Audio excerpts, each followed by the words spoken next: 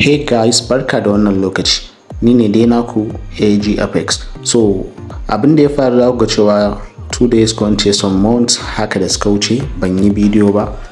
YouTube, TikTok ko ina ma da nake saka bidiyo na shiru ne. So, abin da ya faru shine na dan tafi wasu ayyuka ne sannan na dawo. And also, my Telegram channel has been banned. Telegram sun yi ban din shi. So I have already created the new one, AG Trading Insights. Zaka iya samun link din wannan channel, sabon channel na a comment section ko kuma a bio na. Kawai ka danna ka anta a ciki. So a cikin wancan channel din da na bude sabuwa zan ci gaba da saka signals every week ko kuma in ce a cikin sati za a samu signals kaman 2-3 haka zuwa 4. Sannan Allah yadda za mu ci gaba da yin bidiyoyi kamar yadda aka saba.